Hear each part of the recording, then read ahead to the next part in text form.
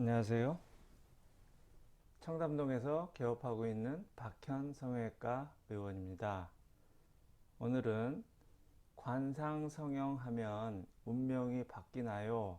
하고 문의 주신 분이 계셔서 과연 관상이 바뀌면 운명이 바뀌는지에 대해서 말씀드리도록 하겠습니다. 사례자는 안녕하세요. 전 원래 코 성형을 하려고 병원 날짜까지 다 잡아놓은 상태였거든요. 제가 눈 수술한 경험이 있어서 눈 수술했던 병원에서요. 근데 그 이틀 전날 저희 어머니랑 점을 보러 갔었는데 운명이 바뀐다고 저보고 절대 코 성형 하지 말라고 하시더라고요. 날짜까지 다 잡아놓은 상태였는데 약간 흔들리긴 하더라고요. 근데 너무 컴플렉스였던 부분이라 그냥 하기로 마음을 굳혔었는데 어머니가 굳고 말리셔서 수술 취소하고 안 했죠 하고 저에게 성형을 해서 운명이 바뀌면 어떻게 나쁘게 되는 것이 아닌가 하고 문의를 주셨습니다. 우리가 태어난 사주팔자는 어, 변하지 않죠. 태어난 시나 날짜나 그런 것은 바뀌지가 않는데 얼굴 관상은 나이가 들면서 바뀌게 됩니다. 그게 자연적인 얼굴 노화에 의해서 어렸을 때 얼굴 모양이랑 나이가 들어서 얼굴 모양이랑 바뀌듯이 어릴 때 관상이 다르고 나이 들어서 관상이 다르게 되겠습니다. 또한 웃으면 복이 와요. 또는 뭐 웃는 얼굴에 침 못 뱉는다는 말이 있듯이 아무리 나쁜 관상을 갖고 있는 사람이라고 하더라도 웃는 모습을 자꾸 표정 근육이 발달이 돼서 웃는 표정이 그 사람의 관상으로 형성이 된다고 한다면 나쁜 관상이 좋은 관상으로 변할 수도 있는 것이고요. 또 아주 좋은 관상으로 태어났는데 교통사고를 당해서 얼굴에 이렇게 흉터가 만약에 생겼다고 한다면 관상이 바뀐 것이죠. 그런 것들은 불가항력적으로 얼굴이 바뀜으로 인해서 향후 교통사고 나기 전에 흉터가 없던 얼굴이 흉터가 생긴 얼굴로 바뀌었을 경우에는 그 사람의 운명도 달라지지 않겠습니까? 그래서 성형 수술을 하게 되면 관상이 바뀌고 관상이 바뀌면 그 이후에 운명도 바뀌게 되는 것입니다. 그리고 또 질문을 주셨는데요. 하지만 아무리 생각해봐도 안 했던 게 너무 후회스럽고 더 제 코가 싫어지네요. 점 봐주시는 분이 하지 말랬다고 안 하는 것도 참 웃기고 안 믿을 수도 없고 팔자와 운명 때문에 5번이나 철학관과 점을 보았는데 수술이 좋다는 데는 거의 없네요. 두렵습니다. 만약에 하게 되면 정말 앞길에 크게 좌우되나요? 전 코끝이 내려가 있는 게 참 컴플렉스거든요. 하고 질문을 주셨어요. 우리가 점 봐주시는 분이 성형을 권장하는 경우는 거의 없다고 보시면 됩니다. 왜냐하면 1천여 년 전에 중국에서 관상학이 발전이 되었을 때 그 관상학의 목적은 왕이 신하를 뽑는데 과연 이 신하가 나에게 충신이 될지 아니면 나에게 역적이 될지를 얼굴만 보고 판별하기 위해서입니다.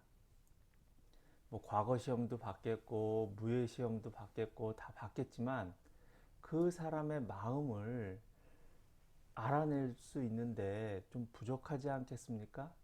그래서 옛날 중국의 황제가 관상가를 옆에 두고 저 신하가 마음에 드는데 저 신하를 뽑고 싶다. 과연 저 신하가 나에게 충신이 될 것인가? 그것을 알려다오. 그래서 관상학이 발달이 됐던 것입니다. 만약 어떤 여성이 있는데 시아버지 될 사람이 그 여성을 보는 겁니다. 자기 아들의 부인에 과연 합당한가? 그거를 봤을 때 시아버지가 그 여성의 관상을 보는 것이죠. 그래서 과연 우리 가문에 이로운 사람인가? 아니면 이분이 우리 집안에 들어와서 나쁜 영향을 끼칠 것인가? 그거를 얼굴로 봐서 판단하려고 하는 게 관상학의 기원입니다. 따라서 어떤 역적의 상이 성형수술을 해서 충신의 얼굴로 바뀌었다고 한다면 그 관상가나 황제에게는 아주 낭패가 되겠죠. 따라서 황제와 관상가, 즉 이 세상의 모든 사람들은 그 사람의 관상이 바뀌어서 그 사람을 오판하기를 절대 원하지 않을 것입니다. 따라서 관상가는 성형수술을 절대 권하지 않습니다. 그거는 어떤 것이냐 똑같으냐면 역적의 상은 역적이니까 우리가 이 사람을 멀리 해야 돼 하고 판단을 내리기 위해서입니다. 그래서 조선시대 노비제 같이 노비로 태어났으면 너는 노비로 살아야 돼. 너는 양반으로 태어났으니까 너는 양반으로 살 자격이 있어. 이렇게 미리 구분을 지어주는 게 관상학의 본질이라고 볼 수 있습니다. 따라서 관상 성형의 목적은 설사 억울하게 좀 관상이 좀 부족하게 태어났다고 하더라도 좋은 관상이 되도록 관상가와 황제를 속이는 수술이 바로 관상 성형 수술이 되겠습니다. 이 분의 경우 코 모양이 좀 바뀌어서 좀 나쁜 관상이 되지 않을까 하고 관상가가 염려를 했던 점이 있었는데, 보통 동양인의 낮은 코를 이렇게 높게 세우게 되면 코가 좀 얄쌍하게 되고 뾰족하게 됩니다. 그래서 물론 코에 살집이 없으면서 대가 이렇게 쭉 뻗은 절통비 타입의 좋은 코도 있겠습니다만은 아무리 살집이 있다고 하더라도 높여서 코 피부가 이렇게 늘어나게 되면은 뾰족하고 얄쌍해지기 때문에 또 이 복이 또 없어진다고 이렇게 말하고 있습니다. 그래서 관상가는 코 수술을 절대 좀 만류하는 측면이 있을 것도 같고요. 다만 이런 골질 성분과 육질 성분을 적절히 조화롭게 코 성형을 해주면 좋은 코관상으로 만들 수가 있겠습니다.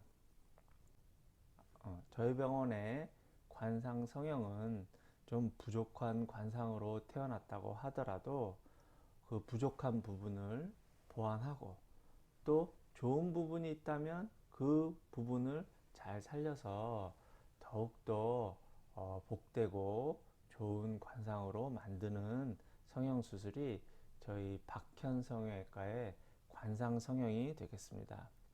이러한 관상성형에 대한 내용은 최소한 앞으로 일주일에 한 번 내지 두 번씩 올리도록 하겠습니다. 그러면 오늘 관상성형 하면 운명이 바뀌나에 대한 설명은 여기서 마치도록 하겠습니다. 감사합니다.